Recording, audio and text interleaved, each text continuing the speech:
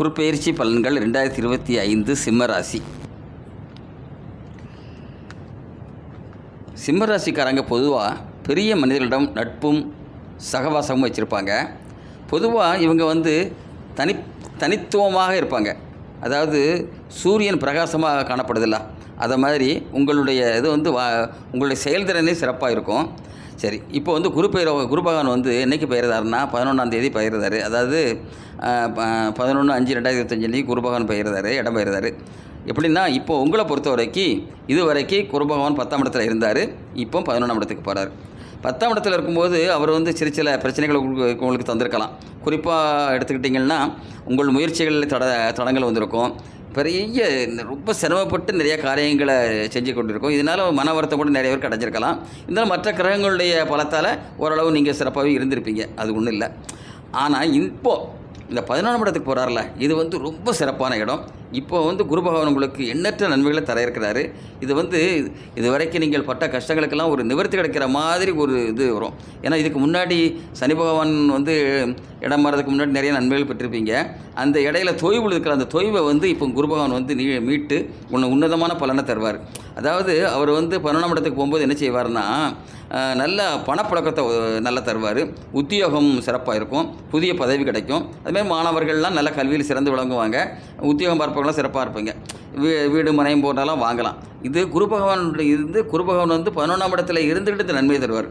அது மட்டும் இல்லாமல் அவருடைய பார்வையால் நன்மை கிடைக்கும். எப்படின்னா, குரு பகவான் 5, 7, 9ஆம் இடத்தை பார்ப்பார். இதில் 3 பார்வைகளுக்கும் நன்மை உண்டு. உங்களை பொறுத்த வரைக்கும் இப்போ 7ஆம் இடத்து பார்வையும் 9ஆம் இடத்து பார்வையும் சிறப்பாக இருக்கும். அந்த 7ஆம் இடத்து பார்வை என்னென்னா, குடும்பத்தில் குதூகலத்தை உண்டு பண்ணுவார். அதான் மகிழ்ச்சியை தருவார். திருமணம் போன்ற சுப நிகழ்ச்சிகள் நடத்தி வைப்பார். வீடு மனை வாங்கலாம். அதான் பெண்களுக்கு நல்ல நகை ஆபரணங்கள்லாம் வாங்கலாம். குழந்தை பாக்கியம் கிடைக்கும். இதனால் வாழ்க்கையில் ரொம்ப திருப்திகரமாக இருப்பீங்க. இந்த 9ஆம் இடத்து பார்வையிலையும் குடும்பத்தில் சுப நிகழ்ச்சிகள் நடக்கும். பணப்புழக்கத்தை அதிகம் வைப்பார்.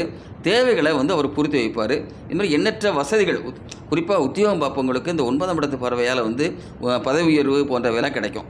இது குரு பகவான் இவ்வளோ நன்மை தருவார். அதனால் நீங்கள் என்னென்னா, குரு பகவான் அதிசாரம் பெற்றக்கூடிய காலத்தில் மட்டும் கொஞ்சம் எச்சரிக்கையாக இருந்த மற்ற எச்சரிக்கை என்ன, கொஞ்சம் சாதாரண பலனை தருவார். அதாவது 8/10/2025 முதல் 22/12/2025 வரை அதிசாரம் பெற்று வராரு. கடகராசிக்கு வராரு. அந்த காலத்தில் மட்டும் சுமாராக இருக்குமே தவிர மற்றபடி சிறப்பாக இருக்கும்.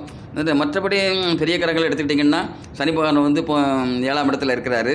அதனால் சுமாரான பலன் தான். சின்ன சின்ன பிரச்சனைகள் வரும். அதாவது ராகுவும் சேர்ந்து சின்ன சின்ன பிரச்சனைகளை தருவார். அதை குரு பகவானுடைய பார்வையே உங்களுக்கு அதை முறியடிக்கும். அதுமாதிரி கேது உங்கள் ராசியில் இருக்கிறாரு. அதனால் சின்ன சின்ன உபாதைகள், சின்ன சின்ன சளி போன்ற சின்ன சின்ன உபாதைகள் வரலாம். அதனால் பெரிய பாதிப்பு வராது. எல்லாத்தையுமே குரு பகவான் உங்களுக்கு முறியடித்து வெற்றியை தரக்கூடிய காலம் இது. அதனால் நீங்கள் அதை பற்றி எதுவுமே கவலைப்பட வேண்டாம். இன்னும் ஒன்று என்னென்னா, உங்களுக்கு இப்போ நல்ல வருமானம் வரும்.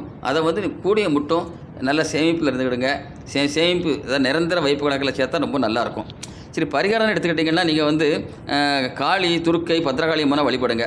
அடுத்தால சந்தர்ப்பம் கிடைக்கும்போது பாம்பு புற்றுக்கு நீங்கள் பால் ஊற்றுங்க. அது மாதிரி புற்று உள்ள கோயிலுக்கு போய்ட்டு வாங்க. இதனால் என்னென்னா, குரு பகவான் நன்மை மட்டும் இல்லாமல் மற்ற இடையூறுகள்லாம் தடைப்பட்டு உங்களுக்கு முன்னேற்றத்துக்கு வழி கொடுக்கும். நன்றி, வணக்கம்.